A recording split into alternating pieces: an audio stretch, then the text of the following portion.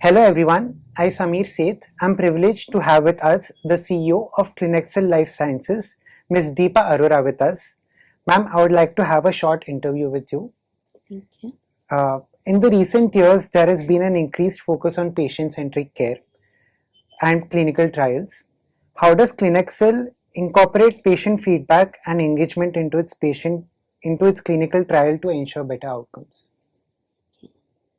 Yeah, that's a very relevant question because we develop the drugs for patients. At some point, we or our loved ones are patients.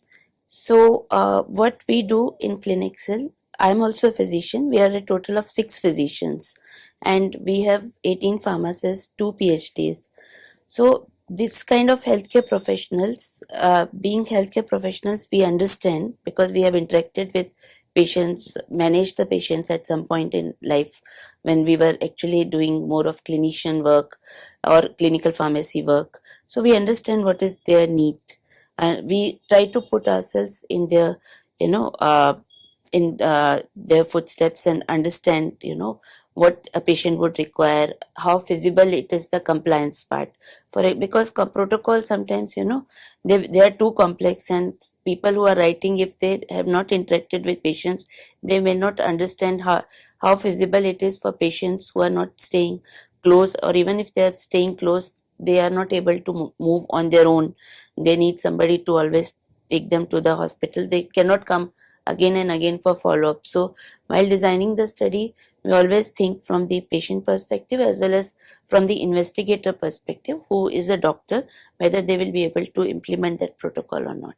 And accordingly, we design the protocols. Sure, ma'am. Moving on to the next question.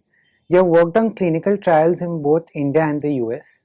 What are some cultural or operational differences which you have noticed?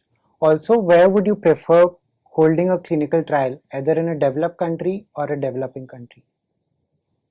There are differences between patients in India and the US. Most important is that in countries like the US, insurance coverage is full for the patients, which is not so in India.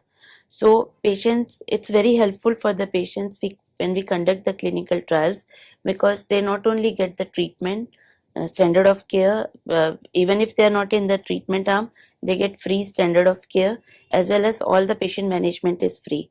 So, because in India, I think it's 80 or 85% patients are not covered by health insurance. So, it is very helpful for the patients that, in a way, clinical trials are helpful. So, they usually are, the compliance is better.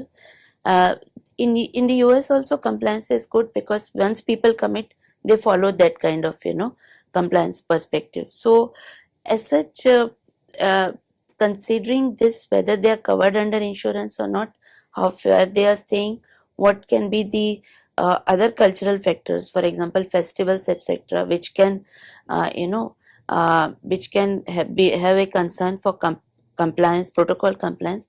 Otherwise, there's not much difference between the two countries if we understand this, and accordingly identify patients for the trials. Now, coming to the second part, where we would like to conduct the clinical trials in both places, because we need, you might have heard a lot about the importance of diversity and inclusion.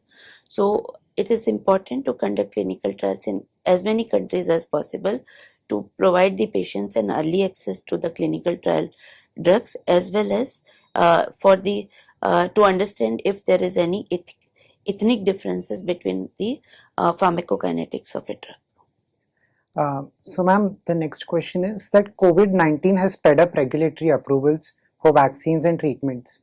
Do you think this rapid approval model would influence future regulatory strategies and approvals?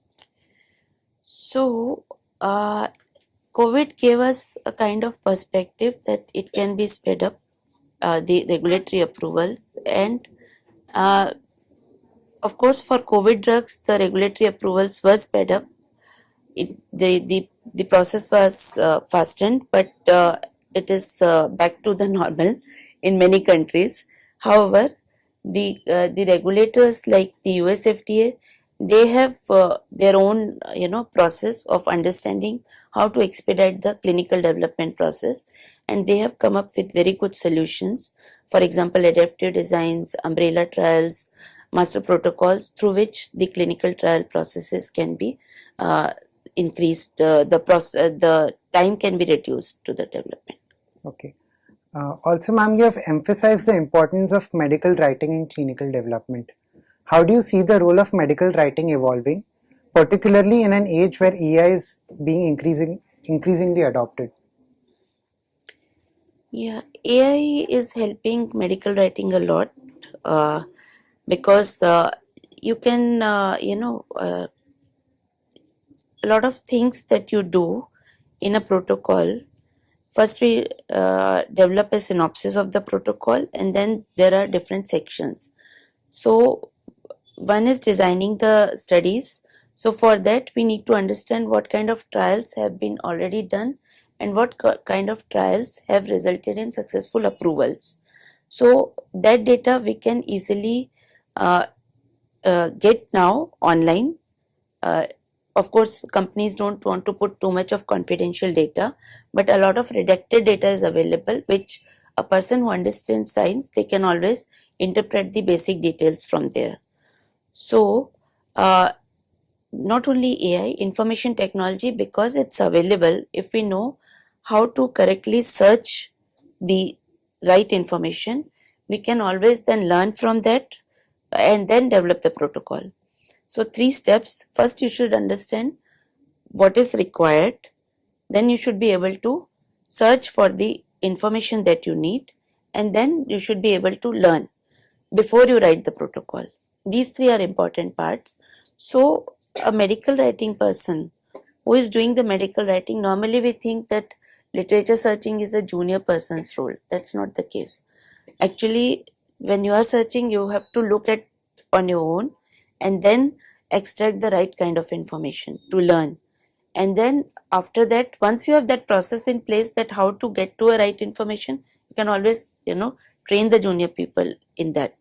But those steps need to be very clear, and for each protocol, this the background knowledge is entirely different, because each drug is different, each therapeutic area is different. So it's always, medical writing has to start from the beginning, though basic things people know. So that way, if you consider there are a lot of documents to be prepared, AI will support, which means it will make your life easier, a medical writer's job, and it will help you getting high quality data. So you can always incorporate that. But medical writing person will be the central piece, and AI can only support that. You must have heard now people saying that AI cannot do the crux work. So it is important for the medical writing also. Understanding and interpretation of that data needs to be done by a person who understands medical writing. Also, ma'am, the last question would be one message for someone who is interested in clinical research. Clinical research is very interesting area to work with. Number 2, it needs lot of learning. So be prepared to learn all the time. Be a student always, and whatever you are learning at the moment, focus on that. I think I said this during our panel also.